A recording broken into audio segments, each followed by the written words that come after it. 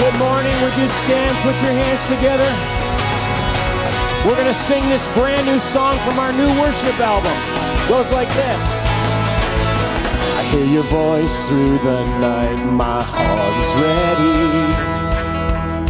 You call out to me again, and strong and mighty. Now the darkest light, we will stand and fight. Break the chains that held us down. The children of the King, let our freedom reign. Let our freedom reign. Let the sleepers awake, wake, wake. Let all kingdoms shake, shake, shake. At the glory and the power of your name. Let the broken arise, rise, rise. Bring the dead to life, life, life. Now and forever, let our hearts be changed. Come on, let the sleepers wake.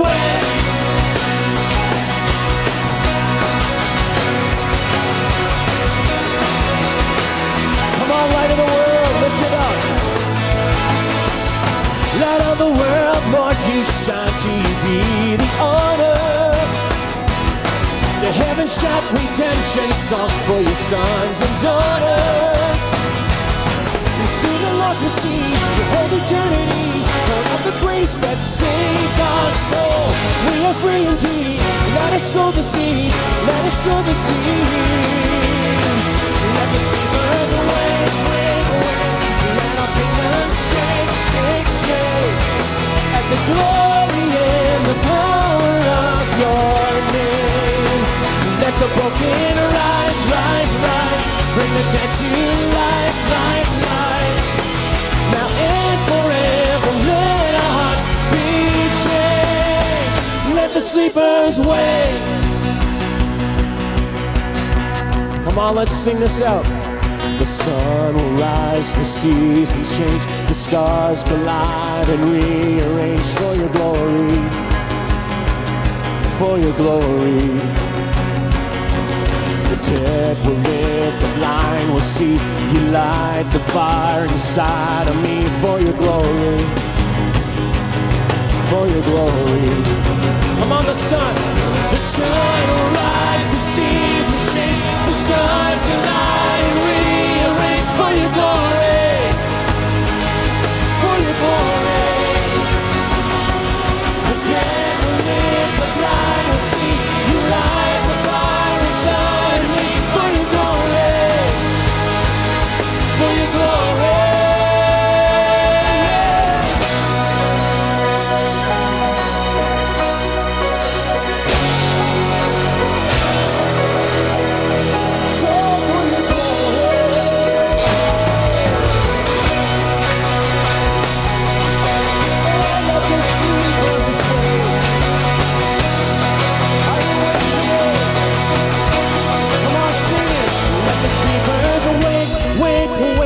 Let our kingdom shake, shake, shake. At the glory and the power of your name. Let the broken rise, rise, rise. Bring the dead to life, life, life. And forever let our hearts be changed. Let the sleepers awake, wake, wake.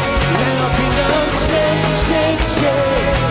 At the glory and the power of your name. Let the broken rise, rise, rise. Bring the dead to life, life, life. Now and forever, let our hearts be changed. Let the sleepers wake. Yeah, let the sleepers wake.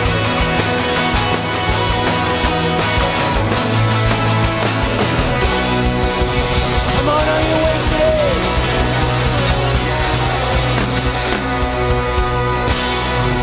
Good morning and welcome to Gateway Church. My name is Gabby and it is so good to have you here this morning. Our mission here at Gateway is to help people take a step in the right direction, and we hope we can help you do that this morning. If you're new here, we're so glad that you came. Welcome. We would love for you to stop by our guest services out in the atrium after the service, and we have a small gift to give you there.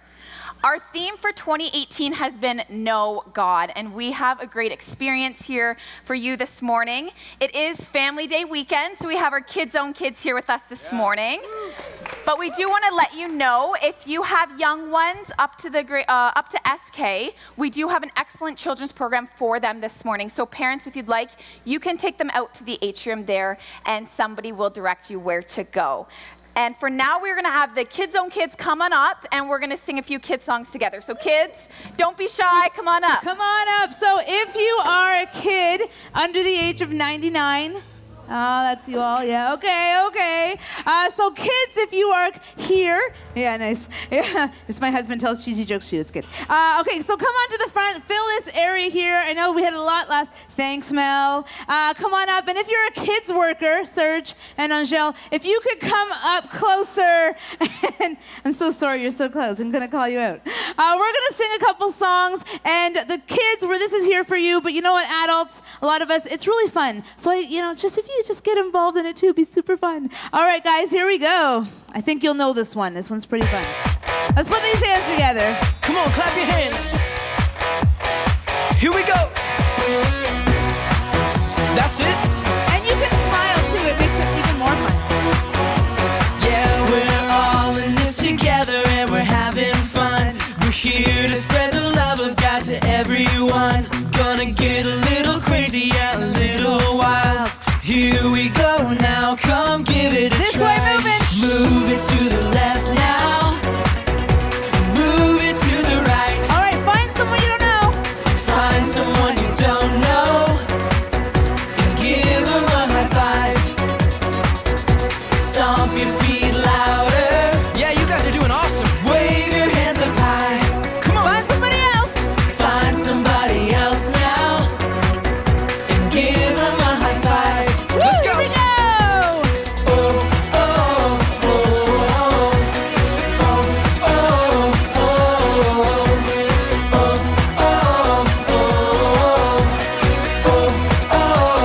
Let's do it again. We're all in this together and we're having fun. We're here to spread the love of God to everyone. Gonna get a little crazy, yeah, a little wild. Here we go now, come give it a try. This way. Move it to the left I see now. even adults doing it. Good job, guys. Move it to the right. Move it to Find the somebody you don't right. know. Find someone you don't know and give them a high five. Come on, you guys are moving great. Stomp your feet louder. Stomp your feet. Wave your hands up high. Come on, wave them up. Find somebody else. Find somebody else now. Give them a high five. Here we go. Here we go.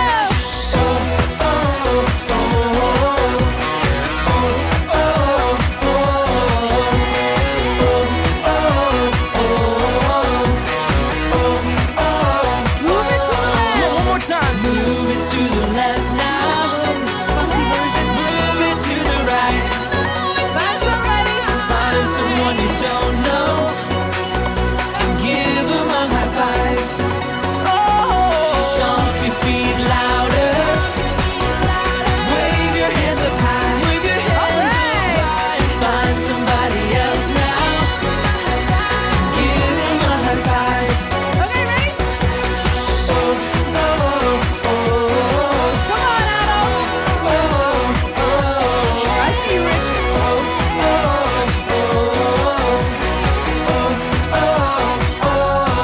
All right, thank you. That was awesome. All right, just before we do our last kids song, I just wanted to share. So Pastor Cheryl asked us to do this, and you know something I've loved is whenever I go to Midzone or see them, the kids are not just having a program; they're being taught from such a young age how to worship. It doesn't mean that you have to be a certain age. You don't come to junior high, you don't come to high school, you don't go to big church, is sometimes what we call it here, and start worshiping. We learn from a young age. So let's just all participate, students, children, and adults, as we sing the next song.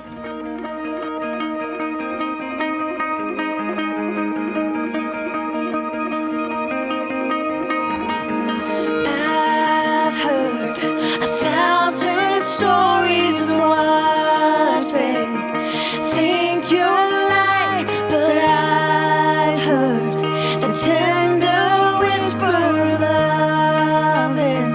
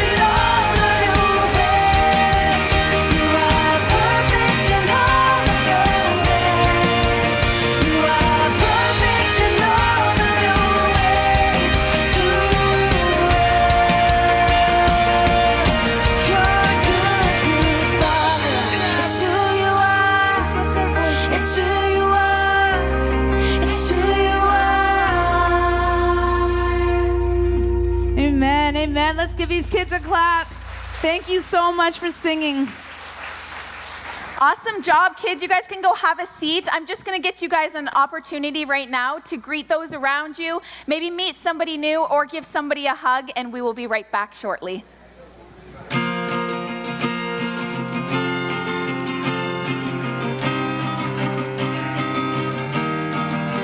When I walk in my room after a hard day of school, think of you.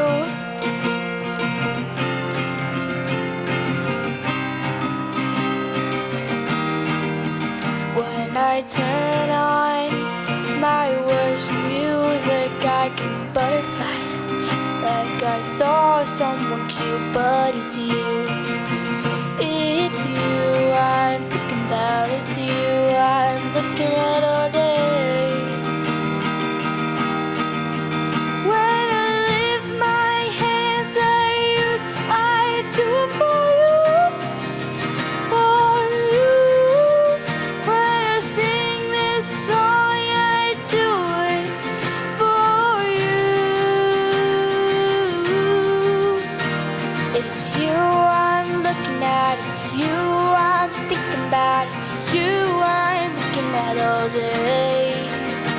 It's you I'm thinking about, it's you I'm looking at, you, yeah.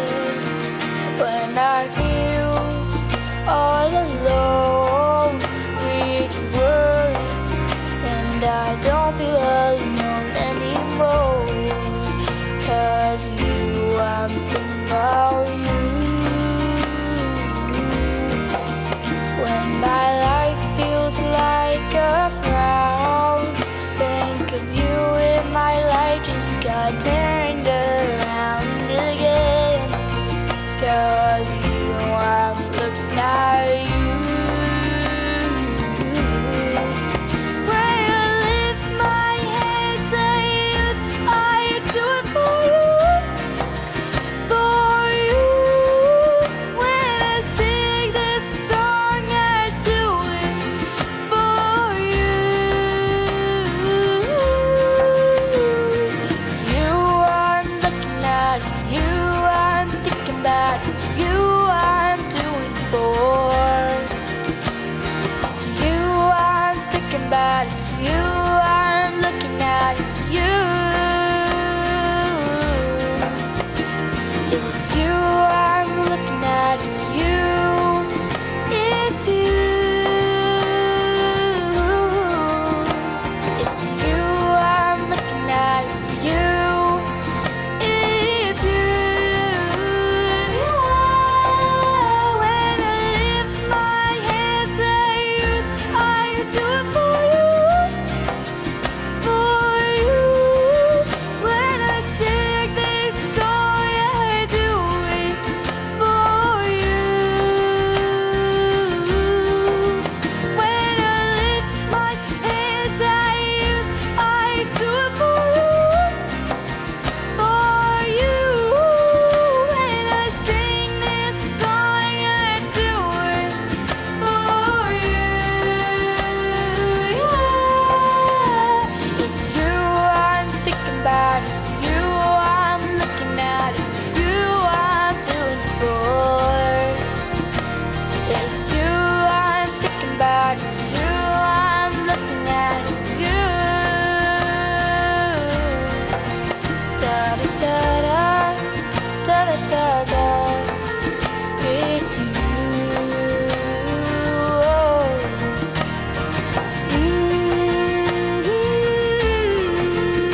It's you, yeah.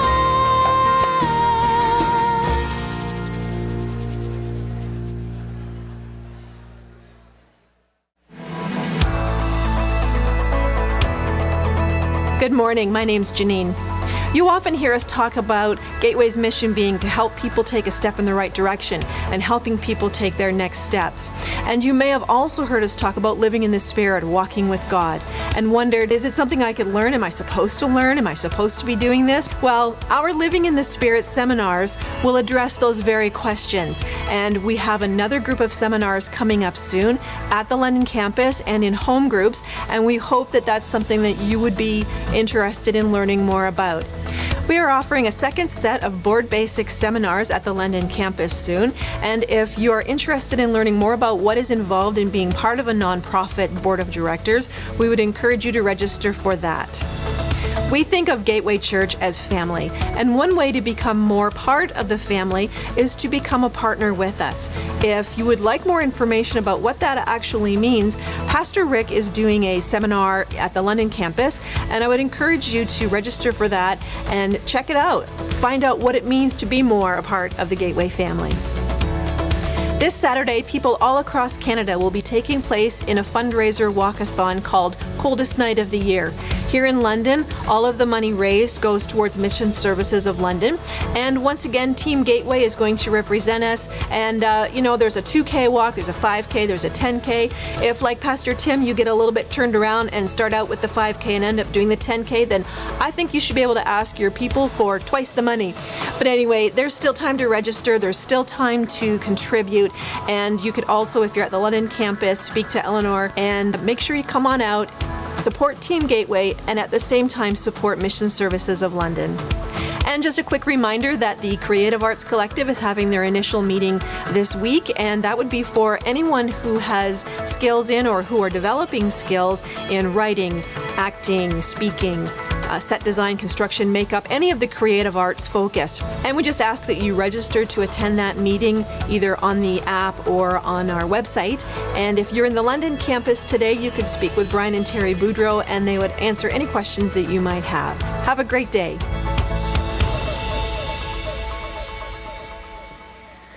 Well, since it's Family Day weekend, we thought what better way to celebrate families than to play a game? Because who doesn't love a good game around here? Wow, no one likes games. Apparently it's just me. Okay, so I need 4 families, 1 parent and 1 child from each family. And there is a good prize if the family that wins. So 1 parent, 1 child from each family. I know you're so excited. I need all the hands to fly right up here for me. We got anyone? Yes, right there. Come on up, green sweater. Yes, come on up. Who else? I need 3 more. What else? Yes, come on up. Perfect. I see a little boy jumping in the back. Is a parent with you? All right, come on up. And 1 more. 1 more. Yes, Samantha, why don't you bring mommy up with you? Come on up. All right, so we'll get you to slide all the way in here, guys, to this one here. Yep, perfect, and all the way in. Alrighty, so the point of this game is I'm going to give you clues to different stories. Now, they may be Bible stories, or they may be some kids' classics. The person that gets most of the answers right will win the prize. Are you guys ready? Are you ready? Alrighty, so the first one. I was one of the 12 disciples of Jesus. I wrote 2 books in the New Testament. I was a fisherman before I met Jesus and became his follower. Who am I? It won't go on. Is it? They're not working. Oh, we got unplugged. 1 second here. Testing. Okay, you know what, Samantha, you buzzed there. Who am I? John. Not John. Yes. Peter, that is correct. Point for you guys. Feel free to buzz at any point. I don't have to read all 3 clues. At any point that you think you know the answer, go ahead and buzz. So the second one. This story is about a friendship on a farm. The friends are a pig and a spider. Yes. Charlotte's Web. Nailing it. Good job. Alrighty, next one. Our story is found in the book of Acts. My friend and I went on a missionary journey together. Wow. Yes. Paul and? Barnabas. Not Barnabas. Silas. Yes. You guys are on a roll. Okay, next one. Okay, kids, you think you got this one, kids. This one's on you. Wendy and her siblings are convinced to go somewhere with him. In Neverland, they live. Ooh. Peter Pan! Right on, Samantha. Good job. Good job. You nailed that one right on the dot. Next one. My mother hid me for 3 months. My sister watched me along the bank of the Nile River. Yes. Moses. Excellent. Good job. Alrighty, next one. He was anointed to be the next king of the jungle. Wow. Yes. Not Tarzan. He was cast out of his pride by his uncle, who claims he killed his father. Yes, Samantha, that's right. Simba from The Lion King. I love the enthusiasm. So good. All right, next one. We helped Daniel govern Babylon. The king made a gold statue that was 90 feet tall and 9 feet wide. We were told if we didn't bow before it, something terrible would happen. Who are we? Yes, but who are the 3 guys?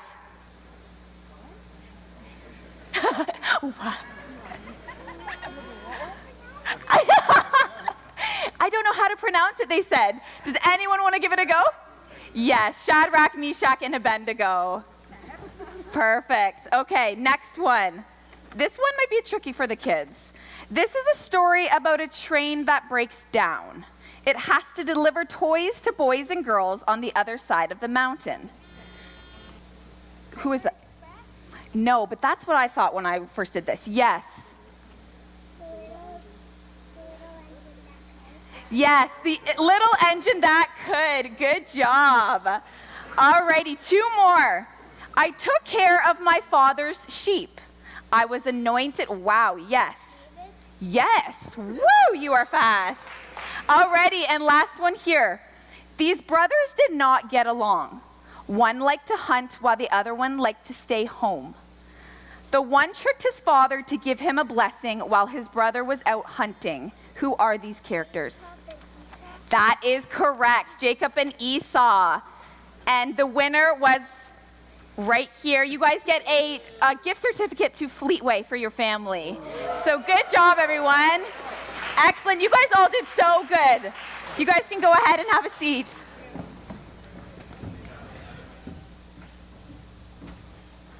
Come on, let's hear it again for all our brave families. I could almost read the minds of the other families who are out there saying, I'm really glad I didn't come up here and try to answer those questions. You know what I mean? But there was some stiff competition here. Well, what a privilege it is to be able to not only gather together with our families and our kids in the same room, but also to be able to participate together in a variety of ways. Not only with singing songs and playing a game, but also even in something like giving. So we're really glad that both parents and children could be actively involved, and anyone else who is here as well, whether you're by yourself or with some friends or family, to be able to give together. And what a blessing it is to be able to do that. So I'm going to invite our ushers to come forward at this time. And we are just going to take out of the resources that God has blessed us with and give to Him. And just before we do that, we just want to mention that if you're here today and you have maybe a rough week already, or there's some things that are going on in your life right now, and you really could just use someone to pray with you, we just want to tell you that we have some folks across the atrium in a room over there that are just happy to pray with you before you leave today. So at any point today before you leave, you're welcome to stop in there, and they just love to pray with you quickly before you go. And we're just going to pause for a minute before we just give this offering, and we're just going to pray. I'm going to pray for you and for anything else that maybe is happening in our lives, and we're just going to believe that God is going to do some great things in our lives. Lord, thank you so much that you are a God who loves us, and you bless us, you provide for us, you sustain us, Lord, and you are the one, Lord, that we look to, not only because of your blessing, but in times of need, in times when we're going through difficulties, and we know you care about us. I thank you for everyone who's here this morning. Lord, we remember some families who are going through some loss right now due to death in their families. I pray you'll comfort them and surround them and continue to give them your peace. For those who are here today, Lord, who maybe are going through some difficulty, Lord, I pray that you would encourage them today, and that they would know that you you love them and care for them, and you desire to surround them with your presence. Thank you for how much you've blessed us. And Lord, I just pray that as we give, that you'll take it and use it to bless other people's lives as well. In Jesus' name we pray. Amen. As you give today, we're going to sing a song about how Jesus is absolutely enough for everything that we want and everything that we need and all that we are.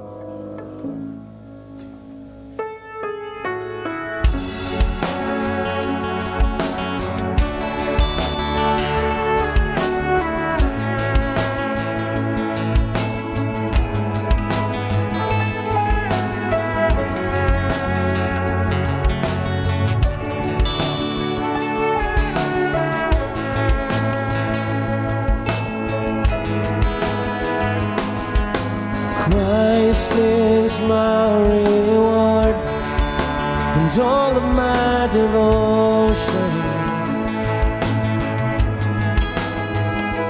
Now there's nothing in this world that could ever satisfy. Through every trial, my soul will sing, no turning back. I've been set free. Would you stand and sing with us? Christ is enough for me. Christ is enough for me. Everything I need is in you. Everything I need. Christ, my all in all, the joy of my salvation. And this hope will never fail.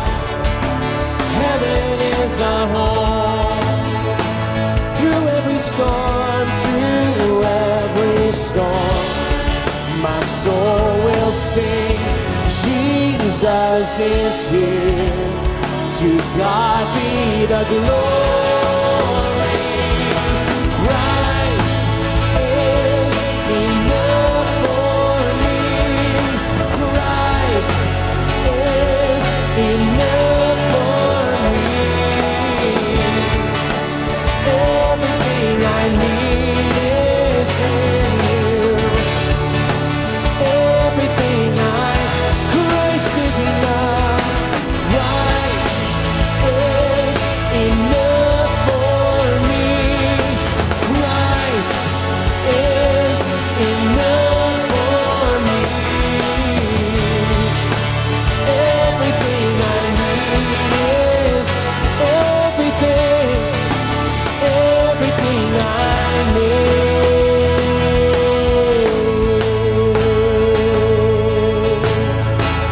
Lord, you're everything I need. Come on, let's sing this out. I have decided to follow Jesus. No turning back. No turning back. I have decided to follow Jesus. No turning back. No turning back. The cross before me, the world behind me. No turning back, no turning back. The cross before me, the world behind me. No turning back, no turning back. Jesus, you are Lord. Christ is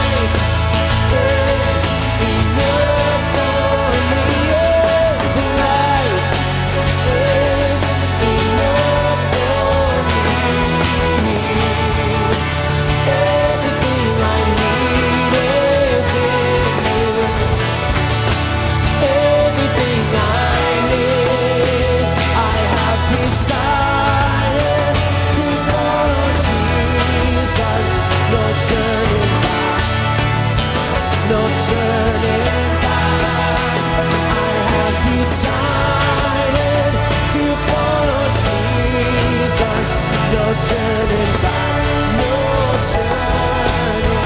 The cross before me, the world behind me, no turning back, no turning back. The cross before me, the world behind me, no turning back, no turning back,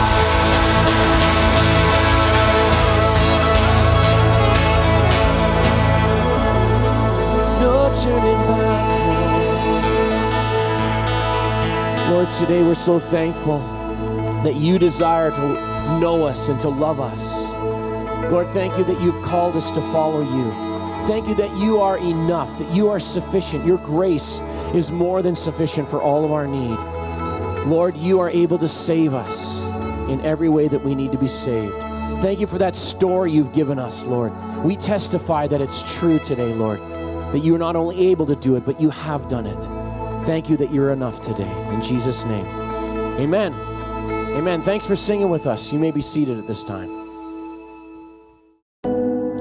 We've seen that movie before. Steph Curry with another three. This is in transition with a defender right in your face. We've been watching it all year long. He's put this team on his back. He's made plays.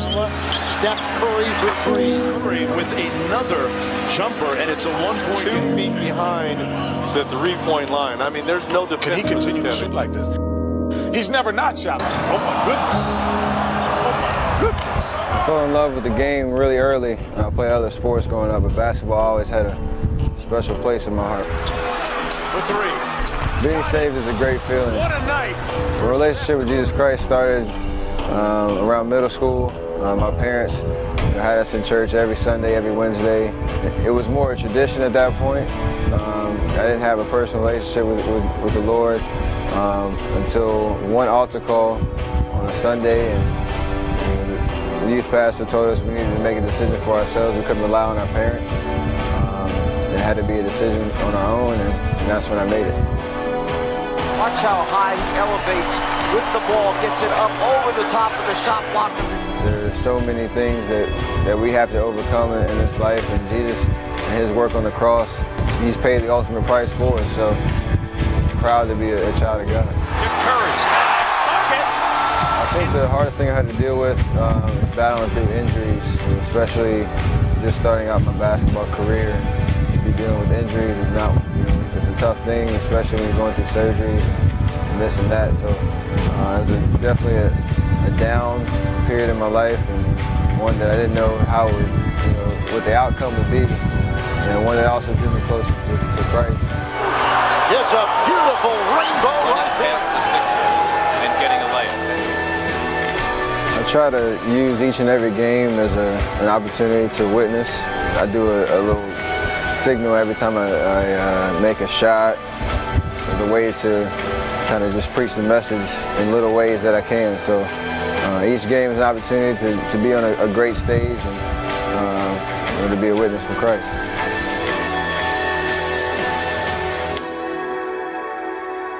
There are going to be so many ups and downs and so many obstacles and hurdles you're going to have to face in life, and nothing is ever too much for God to intervene in your life. I've had a lot of great moments in my career and a lot of down moments, but I try to praise him the same because of the opportunity he's given me and the blessings he's put in my life. When I step on the floor, people should know who I represent and who I believe in. We've been blessed with talents to play sports at a high level, and each time it's in his name that we go out there and perform and compete and use the gifts he's given us in the right way. Curry with the steal. Steph Curry fires away. Got it! Are you kidding me? Curry electrifying this crowd.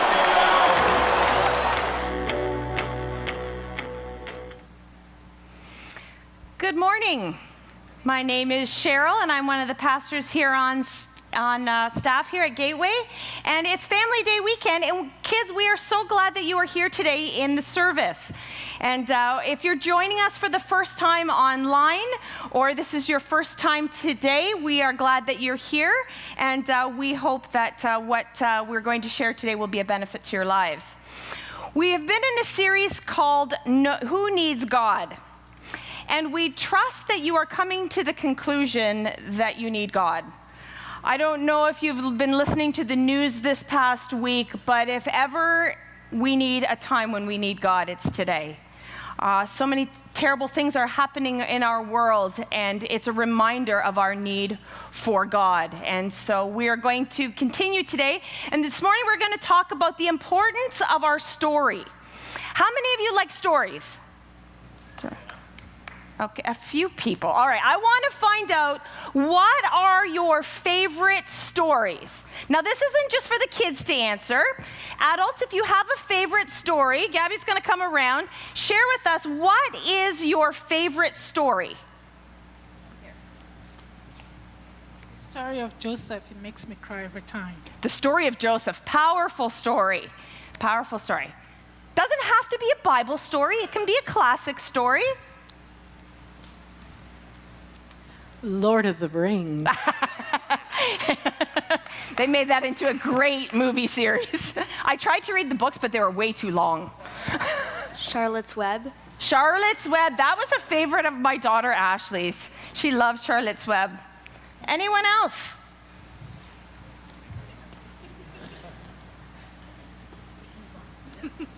The Chronicles of Narnia. The Chronicles of Narnia. One last one. Okay, we've got one more kid. Divergent.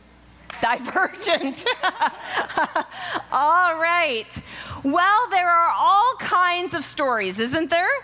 I mean, bedtime stories. If you're a parent, have you ever had to read the same story over and over and over again? It's like your child has an entire bookshelf of stories, and yet they always have that one story they want to hear over and over again.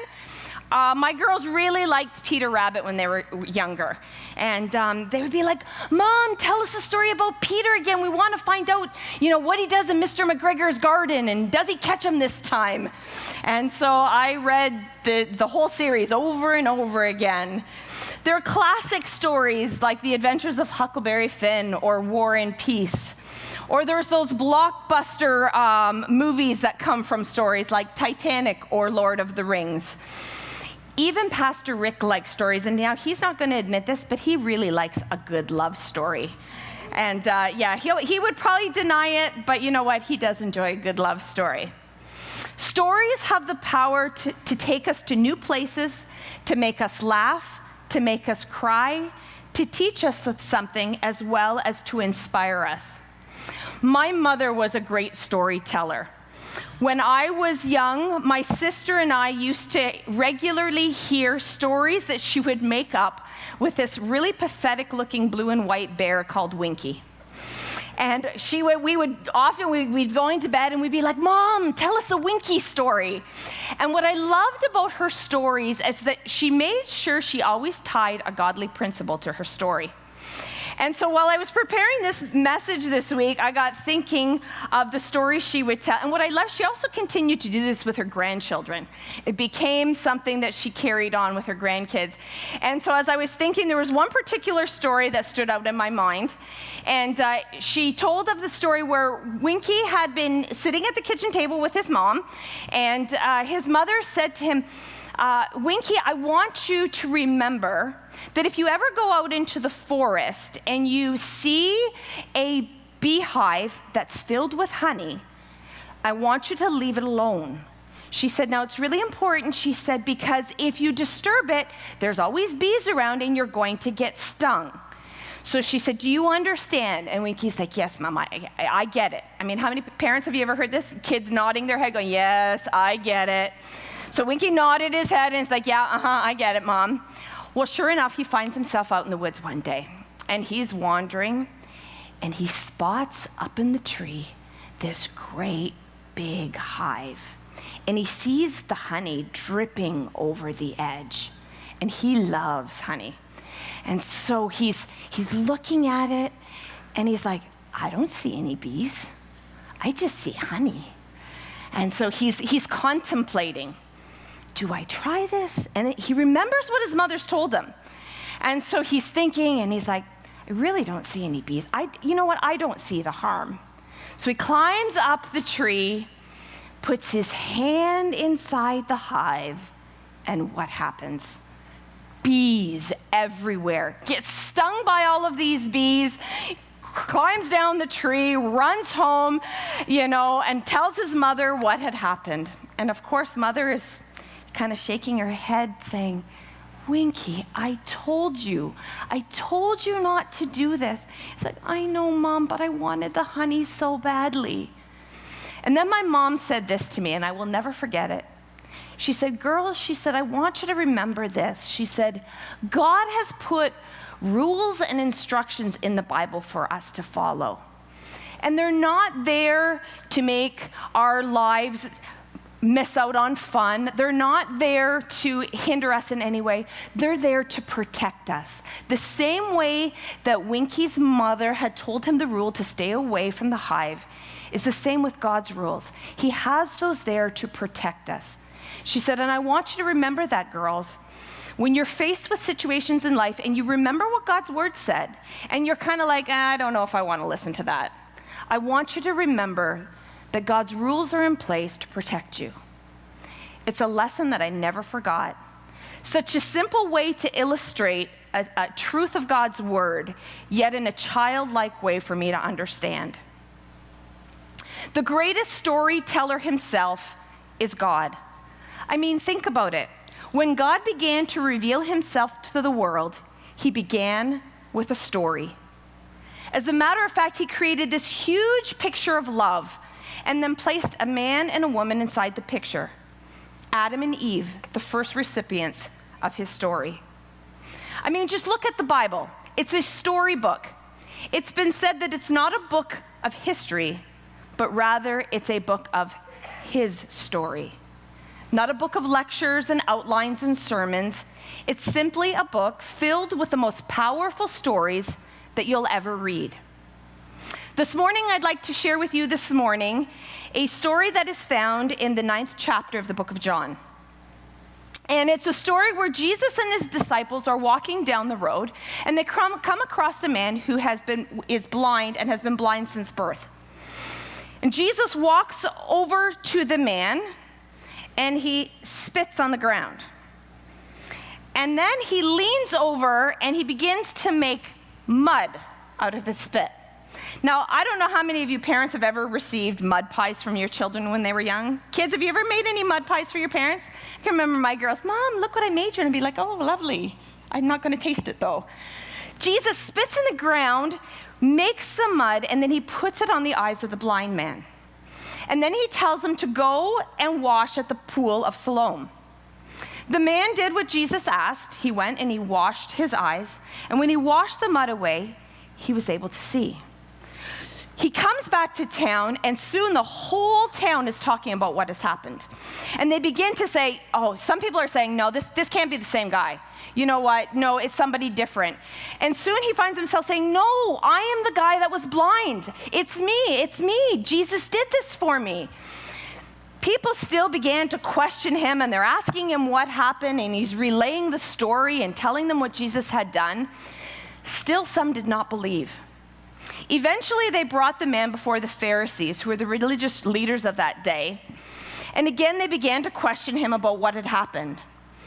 He told the story again, still didn't believe him. So they sent for his parents. And they asked his parents, is this your son? Was he born blind? How is it that he can now see?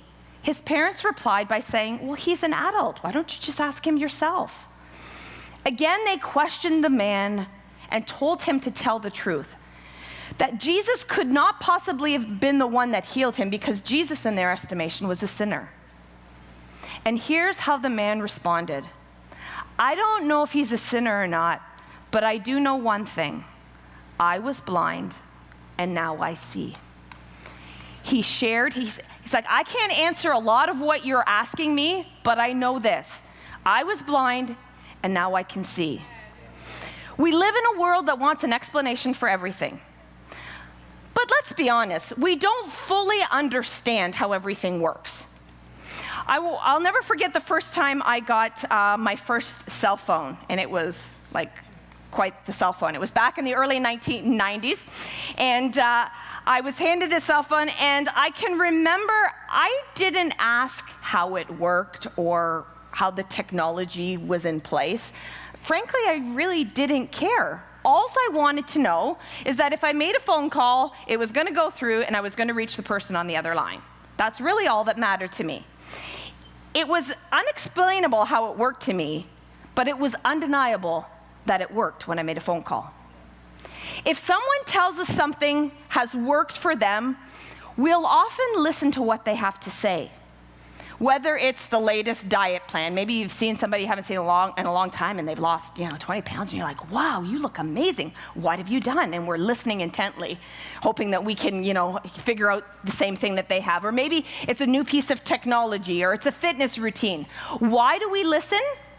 Because we believe the person's testimony. We believe that whatever it is that they've done, it's worked for them. A person's testimony becomes undeniable because it's personal.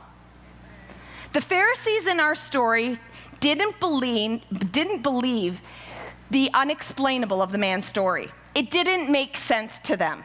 They didn't see Jesus as the Son of God, and so how could this possibly have happened? The blind man couldn't explain everything to them. All he was able to share was his experience, his story. I do know one thing. I was blind, and now I see. He had experienced a personal encounter with Jesus that no one could dispute. In our series, Who Needs God?, we've done our best to answer a lot of different questions in regards to God and faith. And some of you may have more questions, and you know what? You still aren't quite there yet. But here's the one thing that I can tell you this morning, is that you can't argue with someone's personal encounter with Jesus.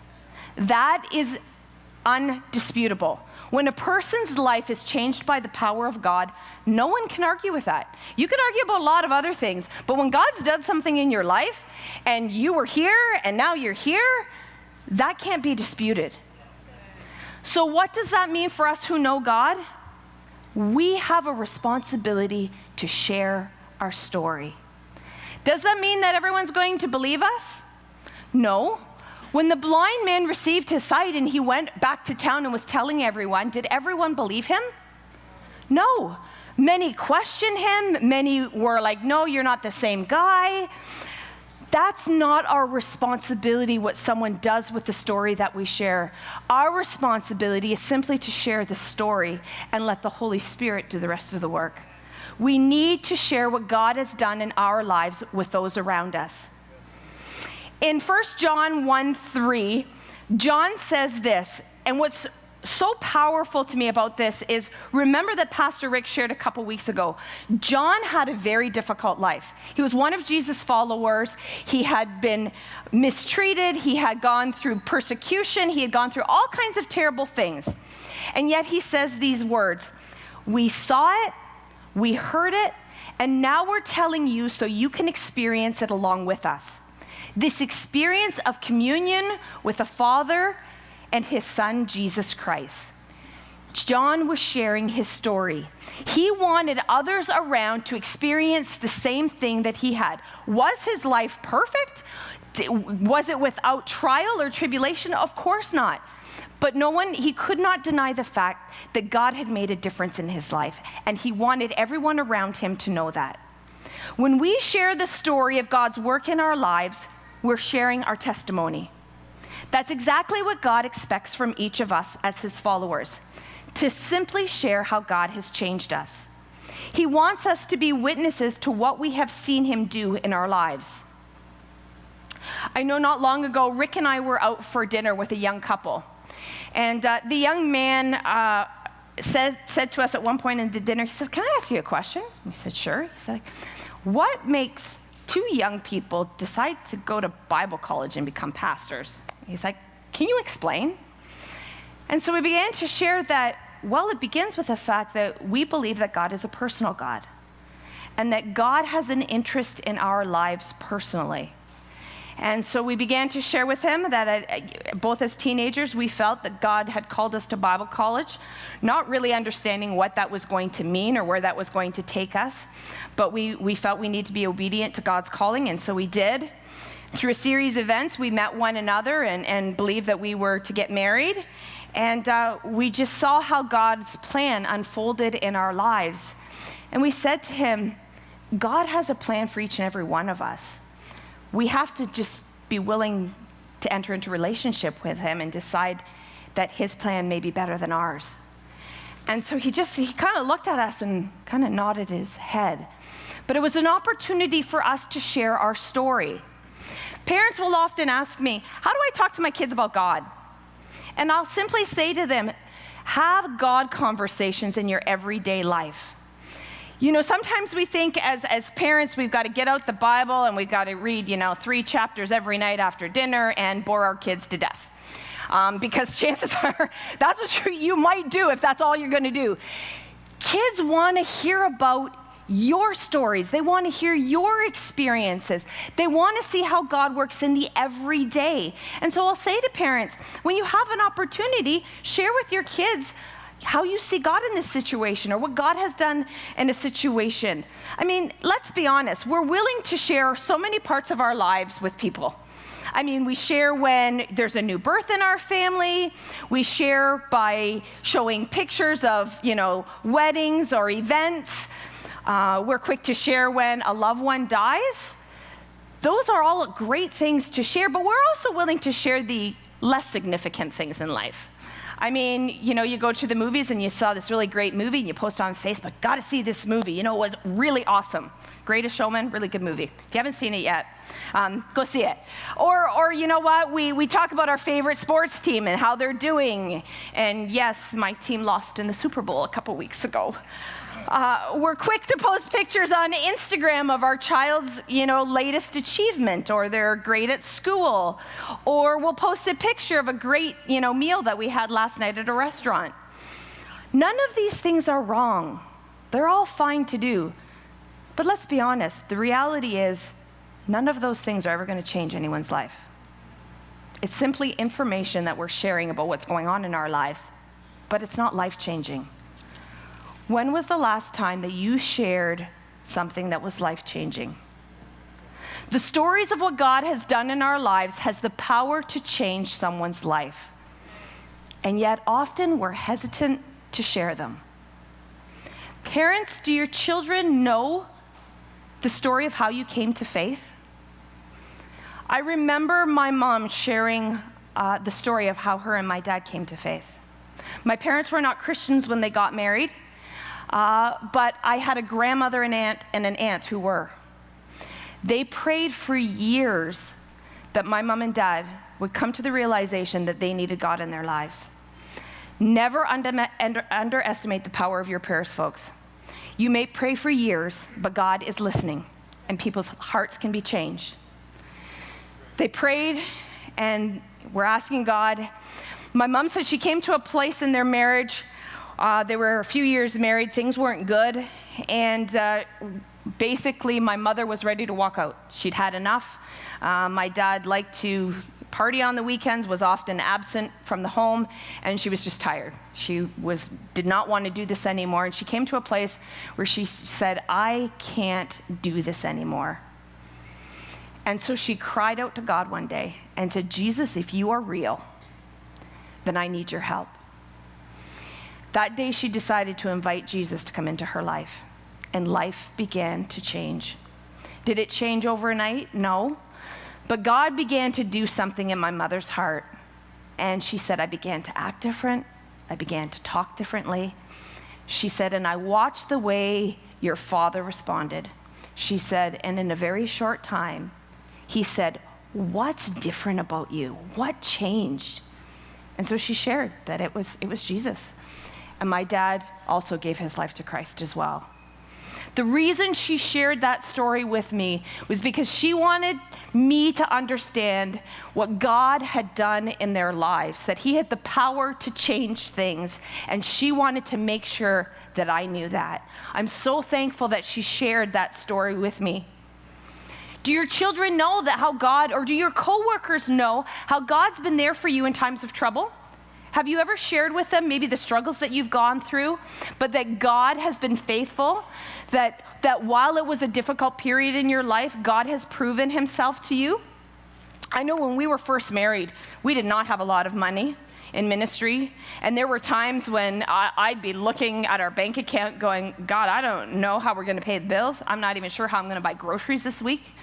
But you know what? You've said in your word that you will provide for us. And I would pray and say, okay, Lord, I don't know how this is going to work. And God always came through. Whether it was an extra check in the mail, whether it was groceries on our doorstep, God was faithful and He provided.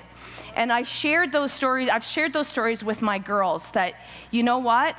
Our children and our coworkers need to know that God is real. If all we do is bring them to church and they hear sermons, they need to hear stories of how God is real in our lives. That's what's going to make a difference. Preaching is good, but stories of what God has done will be remembered for a lifetime. Now, your story may not be an easy one to tell. Maybe you've gone through some really terrible things, and you're thinking, I don't know that I want to share that with anyone. I want you to know that God loves you so desperately and so passionately that He would die for you. As a matter of fact, He did. You're not alone in your struggles. There are others in this world and probably others in this room that have gone through very similar things to you. When we share our stories, they offer hope to others that they can make it through whatever struggles they're facing as well. It may be tough when you first share your story because you've never done it before, but I promise you, the more that you do it, the more freedom you will find in sharing it, and the easier it will become. Stories are also very central to our faith and passing on faith from one generation to the next. They're never more than a generation away from extinction. Our institutions are filled with elderly people with stories that are disappearing every day. Stories from the First and Second World War that will be lost if they're not shared with those around. The same will happen to our stories of faith if we don't share them with the next generation. Are we going to be a generation that passes on our stories of faith to our kids, to our friends, to our family? We've all been invited to become a part of God's story. We get to choose if we'd like to join Him in His story. When we make that decision, we have the responsibility to tell the next generation. In Judges chapter 6, we read that the Israelites served the Lord throughout the lifetime of Joshua and the leaders who outlived him, those who had seen all the great things the Lord had done for Israel. And then Joshua died at the age of 110. And after that generation died, another grew up who did not acknowledge the Lord or remember the mighty things that He had done. Just because you know and experience the power of God in your life is no guarantee that your children, your family, or your friends are going to follow in your footsteps. It's so easy to default to the church. We bring our family, our friends, and we assume that we have done our part. And while that is great and wonderful, we need to share with those around us what God has done in our lives. We're going to celebrate in a few minutes communion. And I'm going to invite the ushers to get ready to prepare. And we are going to share the story of what communion means. Now, for many of you, it's a story that's very familiar. But we have the kids with us today, and maybe there are some that are sitting here this morning, and maybe you've grown up in church and said, yeah, I participated in communion, but I didn't really even fully understand what it means. This morning, we're going to do that together. So I'm going to invite you to get together with your family or with a small group. If you're not here with your family, find some people around you. We're all family together, and we are going to prepare to share communion together as a church family. Once you've done that, I'm going to invite one person from each group to either come to the front or the back and get some emblems for your group. And then just wait, and we are going to share communion together. So I want to invite you now, get in your groups and have somebody come on up.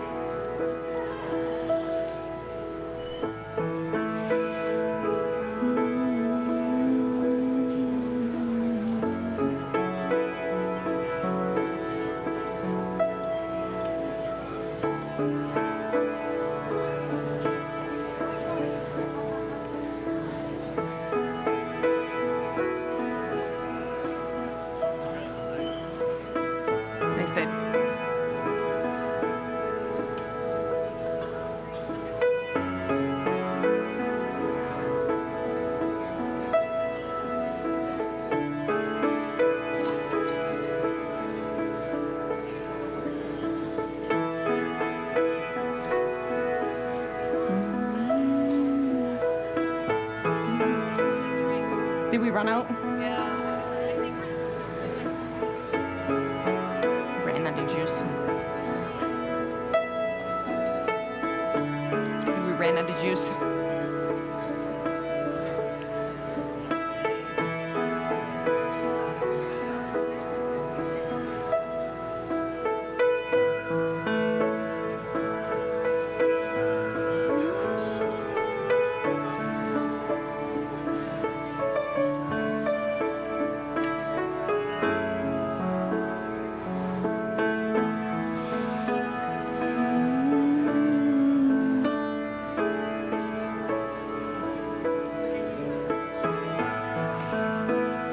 When Jesus met with his disciples,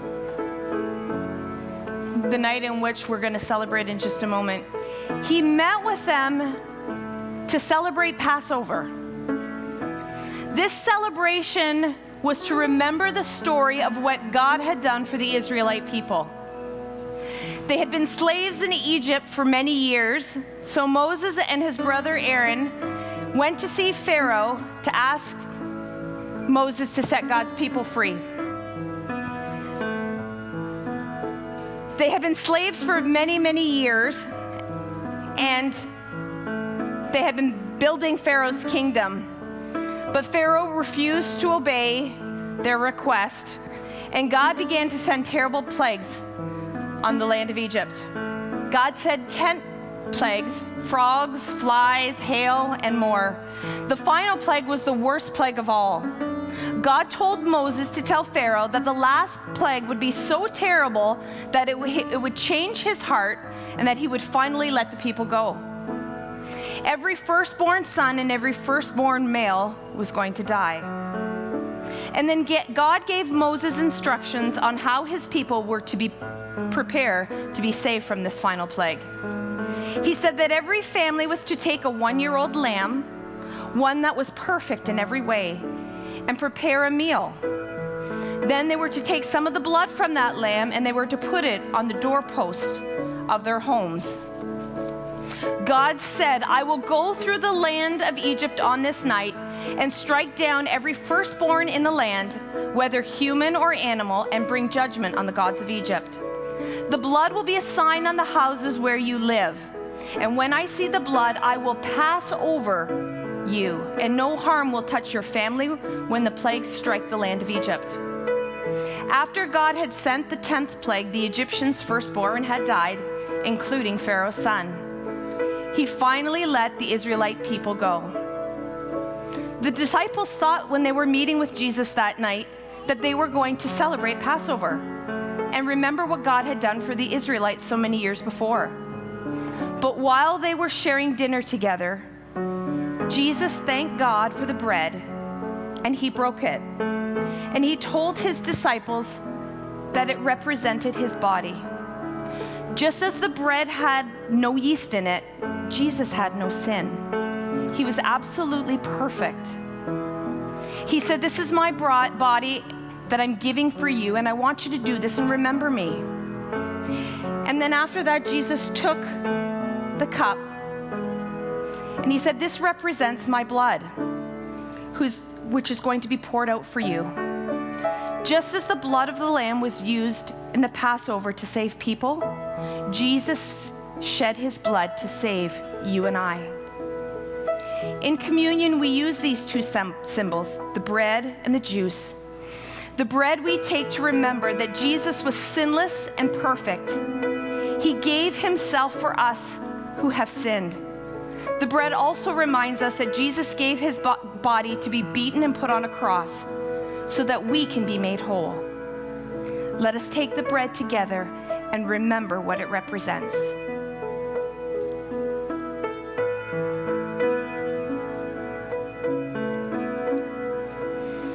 The juice we take to remember that Jesus spilt his blood for us.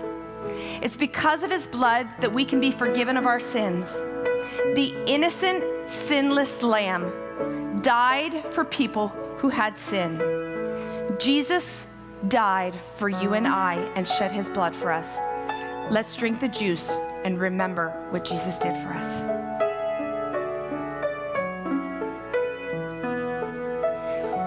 When we celebrate communion, it's to remember the story of what Jesus did for us on the cross. It's because of his sacrifice that we can have a personal relationship with him, that we can know him. I'm going to ask you to do one more thing before you leave today. I want you to take a few moments and I want you to share with someone in your group the story of how you came to know God and how you know him now. Maybe you're sitting here this morning and saying, "I'm not sure that I know God." Wherever you are in your faith journey, just share that. You still have a story to tell. Our stories of faith can change someone's life. But if we're not even comfortable doing it within the walls of a church, then how can we possibly do it out there? So I want you to take a few moments and share your story this morning. God bless you.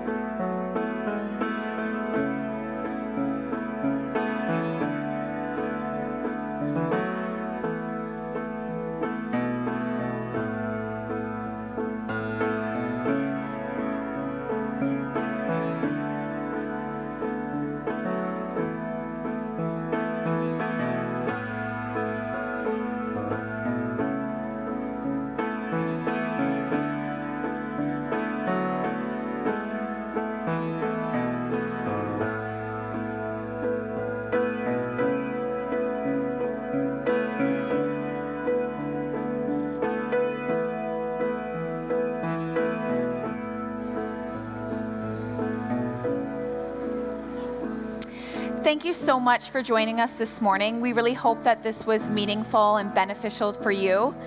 We also just want to encourage you to share your stories, whether it's at work or with your kids, because it could change a life. You're welcome to also talk to the pastors. They will be out in the atrium after service if you have any questions, as well as the prayer room is still open. So if you need prayer this morning, please feel free to walk straight into the prayer room and someone will be there to pray with you. For those of you who make Gateway your home, we would just appreciate it if you could stack the chairs 10 high and move it off to the side. That would be greatly appreciated. We hope you guys have an amazing Family Day weekend, and we look forward to seeing you next week.